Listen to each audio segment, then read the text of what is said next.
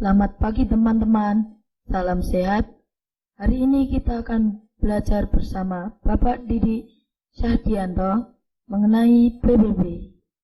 Apa itu PBB?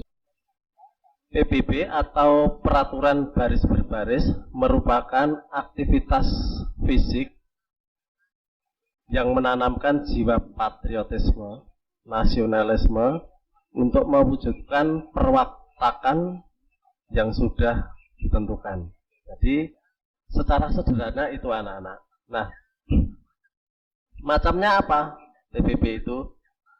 Pak Didik sudah membuat video tentang baris berbaris, walaupun hanya sederhana, tidak seperti di angkatan atau tentara-tentara, tapi setidaknya kalau ini dipelajari sudah menjadi bagian untuk mendisiplinkan kita semua. Nah, apa saja contohnya? Secara sederhana, silahkan sebagai tugas dipelajari, dan nanti kalau sudah masuk wajib bisa semua. Nanti kita pelajari bersama setelah kita masuk bareng-bareng di sekolah. Mari kita perhatikan satu persatu.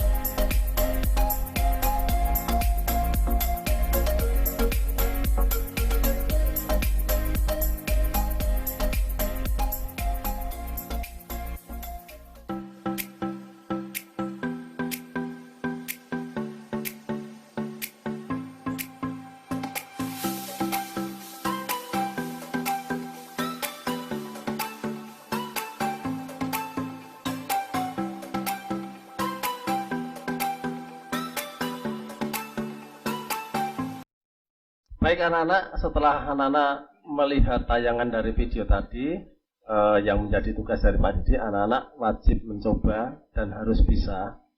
Dan mungkin hanya ini yang Pak Didik sampaikan. Untuk yang terakhir dari Pak Didik, selalu menjaga kesehatan dan yang pasti selalu sehat dan selalu kompak. Tuhan memberkati. Selamat pagi teman-teman, salam sehat. Hari ini kita akan belajar bersama Ibu Francisca Kusriniati mengenai kurikulum 2013. Apa itu kurikulum 2013? Baiklah anak-anak, saya akan menjelaskan tentang apa itu kurikulum. Silakan anak-anak untuk menyaksikan tayangan berikut ini. Baik anak-anak, saat ini kita akan mempelajari tentang apa itu kurikulum sekolah. Oke. Ya, jadi yang dimaksud dengan kurikulum di sini yaitu apa ya itu kurikulum? Sebentar. Ya, jadi yang dimaksud dengan kurikulum adalah seperangkat rencana pelajaran. Ya. Jadi seperangkat rencana dan pengaturan mengenai tujuan, isi, tambahan pelajaran, serta cara yang digunakan sebagai pedoman penyelenggaraan kegiatan pembelajaran untuk mencapai tujuan pendidikan tertentu. Nah, SMP Widya Wacana 1 saat ini sudah menggunakan kurikulum 2013. Tahu nggak tahu apa itu keunggulan dari kurikulum 2013? Akan saya bacakan ya. Keunggulan dari kurikulum 2013 adalah yang pertama, lebih menekankan kepada pendidikan karakter. Jadi memang pendidikan karakter di sini nanti yang akan lebih diutamakan. Kemudian yang kedua, memungkinkan siswa lebih aktif, inovatif, dan kreatif. Yang ketiga, lebih responsif terhadap fenomena sosial yang ada. Yang keempat, proses penilaian dilakukan dari semua aspek. Yang kelima, mendorong guru untuk semakin kreatif sebagai fasilitator pembelajaran. Dan yang terakhir adalah penyediaan fasilitas belajar yang semakin efisien.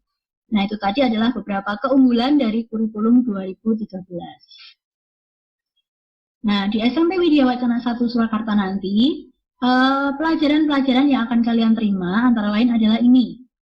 Yang terbagi ke dalam dua kelompok ya anak-anak. Kelompok yang A, yaitu pendidikan agama Kristen. Yang dijadikan satu dengan etika dan karakter Kristen. Nanti kalian akan menerima pelajaran pendidikan agama ini 3 jam dalam 1 minggu. Kemudian yang kedua ada pendidikan Pancasila dan Kewarganegaraan atau PPKN yang dijadikan satu dengan etika bernegara dan bermasyarakat. Kalian akan menerima pembelajaran ini dalam 1 minggu selama 2 jam pelajaran. Pelajaran yang ketiga adalah bahasa Indonesia. Yang di situ juga ada dicantumkan yaitu pembelajaran karya ilmiah. Di sini nanti kalian akan mendapatkan selama 6 jam pelajaran dalam waktu 1 minggu. Pelajaran yang keempat yang akan kalian terima adalah matematika dan juga mat dasar atau matematika dasar. Di sini kalian akan menerima dalam 1 minggu itu 7 jam pelajaran. Yang berikutnya adalah IPA. IPA kalian akan menerima 5 jam pelajaran. Untuk IPS, kalian akan menerima 4 jam pelajaran dalam 1 minggu. Dan bahasa Inggris, kalian akan menerima 4 jam pelajaran dalam 1 minggu. Baik, kita lanjutkan ke kelompok yang B. Kelompok mata pelajaran yang B ini meliputi seni budaya, yang juga ada seni musik di dalamnya. Nanti kalian akan menerima pelajaran ini 3 jam dalam 1 minggu. Kemudian berikutnya ada pendidikan jasmani, olahraga, dan kesehatan. Di sini kalian akan menerima dalam 1 minggu itu 2 jam pelajaran. Kemudian pelajaran yang berikutnya adalah prakarya. Prakarya di sini nanti kalian akan menerima 2 jam dalam 1 minggu. Kemudian bahasa Jawa. Bahasa Jawa di sini kalian akan menerima 1 jam dalam 1 minggu. Untuk BK, kalian nanti akan bertemu 1 jam, tapi dalam kegiatan kokurikuler. Jadi tidak masuk ke dalam intrakurikuler. Kemudian ada bahasa Mandarin, yang khusus kelas 7 nanti kalian akan menerima 2 jam dalam 1 minggu. Dan yang terakhir ada lab bahasa Inggris, nanti kalian akan menerima 1 jam dalam 1 minggu. Baik anak-anak, di sini akan saya jelaskan juga proses pembelajaran yang akan kita ikuti nanti akan menyentuh 4 ranah, yaitu yang pertama sikap spiritual, sikap sosial, pengetahuan, dan keterampilan. Nah, anak-anak,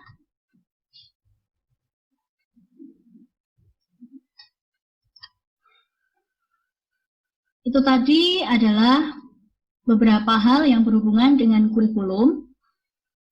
Kiranya tadi apa yang sudah saya sampaikan mungkin bisa memberikan hal yang baru atau pembelajaran yang baru buat kalian.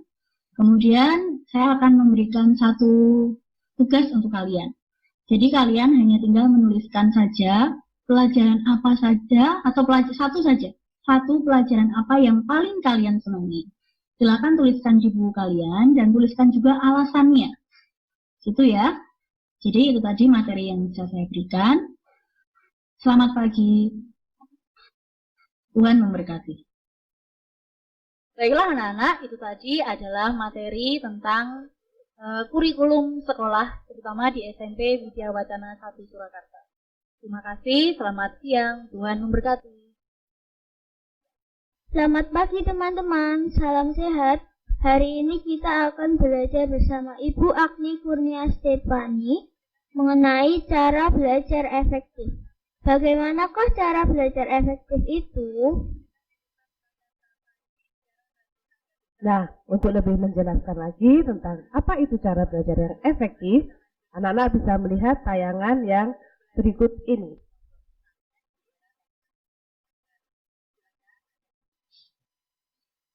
Jadi sebelum kita masuk ke materi belajar efektif, kita harus tahu dulu belajar itu apa. Belajar merupakan suatu proses usaha yang dilakukan oleh seseorang untuk memperoleh perubahan tingkah laku yang baru secara keseluruhan sebagai hasil dari pengalamannya sendiri dalam dia berinteraksi dengan lingkungan. Jadi belajar itu perubahan tingkah laku. Sampai di sini jelas ya? Nah, kita masuk ke belajar efektif itu apa? Belajar efektif itu adalah belajar yang bersikap menyenangkan. Yang kedua, harus terjadwal dengan baik. Yang ketiga, tidak memakan banyak waktu. Yang terakhir, belajar efektif itu harus menghasilkan sesuatu dengan maksimal. Itu adalah pengertian dari belajar efektif. Nah, bagaimana atau apa saja yang harus diperhatikan supaya belajar anak-anak itu menjadi efektif? Ada 10 hal. Yang pertama, kita harus rajin membuat catatan intisari pelajaran. Jadi pada saat pelajaran nanti, anak-anak silahkan membuat intisari, catatan kecil, apa yang sudah diajarkan oleh Bapak Ibu Guru.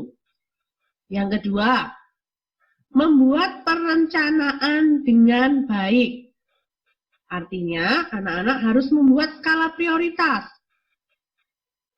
Tugas-tugas apa saja atau ulangan-ulangan mana yang besok akan atau harus untuk dikumpulkan. Itu yang dikerjakan terlebih dahulu atau yang dipelajari terlebih dahulu. Sehingga waktu belajar kalian tidak akan terbuang dengan percuma. Yang ketiga, disiplin dalam belajar. Tentu anak-anak masing-masing memiliki jam belajar sendiri-sendiri. Nah, mulailah untuk kalian mentaati jam belajar kalian itu. Jam belajarnya kalau jam 6 sore harus belajar, ya belajar. Jangan sampai anak-anak menambah jam bermainnya dengan mengundur atau mengulur jam belajar kalian. Yang keempat, menjadi aktif bertanya dan ditanya. Artinya ketika Bapak Ibu Guru sedang menjelaskan, kalau ada pertanyaan atau ada kesulitan, mata pelajaran yang kamu anggap belum jelas, kalian bisa bertanya, jangan takut.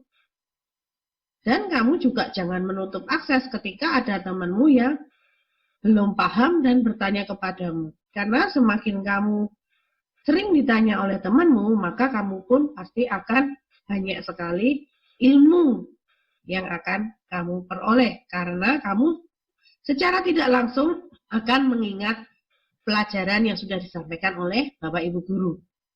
Yang kelima, belajar dengan serius dan tekun. Nah, ini anak-anak. Belajar dengan serius dan tekun artinya ketika belajar, silakan kamu matikan televisi, matikan handphone, sehingga kamu pun tidak akan terganggu dengan suara-suara itu. Dengan kamu bisa lebih fokus lagi dalam belajar. Yang keenam, dalam belajar efektif, ini yang penting. Hindari belajar berlebihan atau belajar sistem kebut semalam. Belajarlah secara kontinu atau berkesinambungan sehingga ketika anak-anak akan menghadapi ulangan, tidak lantas belajarnya semalam suntuk. Tetapi berbeda ketika kalian belajar secara kontinu, belajar dengan teratur, maka anak-anak pun pasti jam belajarnya juga tidak akan berlebihan. Karena apa anak-anak? Kalau kalian belajarnya itu berlebihan, maka kondisi badan pun juga akan menjadi kurang fit. Yang ketujuh, latihlah rasa tanggung jawabmu. Maksudnya adalah ketika ada tugas yang diberikan oleh Bapak Ibu Guru, ada deadline atau batas waktu pengumpulannya, silahkan kamu patuhi itu. Jangan sampai terlambat. Karena kalau kamu terlambat, berarti anak-anak membentuk karakter yang tidak bertanggung jawab. Yang ke-8, niatlah dengan sungguh-sungguh. Nah ini, kalau kamu belajar tanpa ada niat, maka hasil yang kalian dapatkan pun juga akan tidak maksimal. Oleh karena itu, kamu pun juga sebelum belajar harus memiliki niat yang sungguh-sungguh terlebih dahulu. Tujuan kalian belajar itu sebenarnya untuk apa? Itu yang akan memunculkan niat kalian untuk belajar. Yang ke-9, trial and error. Artinya kalian juga jangan pernah bosan-bosannya untuk selalu berlatih dan berlatih. Salah satu kali itu adalah hal yang wajar dan biasa. Tetapi jangan lantas menjadikan kesalahan kalian itu kemudian membuat kamu menjadi putus asa. Yang terakhir yang harus diperhatikan dalam cara belajar yang efektif adalah menggunakan media dan sumber-sumber yang relevan untuk belajar. Saat ini sangat mudah sekali kita menemukan sumber-sumber belajar. Sumber belajar bisa melalui internet, bisa melalui surat kabar, bisa melalui berita di televisi, dan lain sebagainya. Banyak sekali cara mengakses atau menambah jam belajar dengan kita menggunakan media-media yang mendukung belajar anak-anak kita. Nah, sampai di sini anak-anak untuk materi belajar yang efektif. Untuk lebih menambah materi lagi, untuk anak-anak supaya bisa lebih semakin memahami, Bu Akni akan memberikan refleksi. Silakan untuk refleksinya nanti kalian tuliskan di dalam buku atau dalam cari kertas. Ini refleksinya, silakan ditulis dulu soalnya. Yang pertama, apa yang menjadi dasar kamu perlu untuk belajar terus-menerus? Ini tentu masing-masing anak berbeda ya jawabannya ya. Yang kedua, berdasarkan materi ini, tuliskan minimal 2 hal yang ingin kamu tingkatkan atau kalian praktekkan untuk belajar di jenjang SMP ini. Setelah anak-anak tadi menyimak tentang materi cara belajar yang efektif, dan anak-anak tadi sudah mendapatkan soal tentang refleksi diri, silakan tugasnya untuk diselesaikan, dan materi cara belajar yang efektif buat diakhiri sampai di sini. Salam sehat selalu. Sampai jumpa. Untuk menutup kegiatan MPLS kita pada saat hari ini, mari kita akan bersama-sama berdoa. Bapa di dalam surga, kami mengucap syukur untuk pimpinan dan penyertaan-Mu selama 1 hari ini. Kami boleh belajar banyak materi yang sudah disampaikan oleh Bapak Ibu Guru pemateri. Tolonglah kami sekalian supaya kami mampu untuk menerimanya sehingga menjadi bekal bagi kami ketika belajar di SMP Widya Wacana 1. Dan kami ingin mengakhiri kegiatan kami, pertemukan kami kembali untuk kegiatan esok hari dengan semangat, dengan kesehatan, dan dengan kekuatan yang berasal daripada Tuhan. Terima kasih Bapa di surga, kami berdoa di dalam satu nama, Tuhan kami, Yesus Kristus. Amin. Nah, demikian tadi teman-teman materi MPLS hari ini.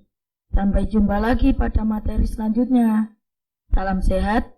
Jangan lupa untuk selalu jaga jarak, cuci tangan, pakai masker, dan tetap semangat. Tuhan Yesus memberkati.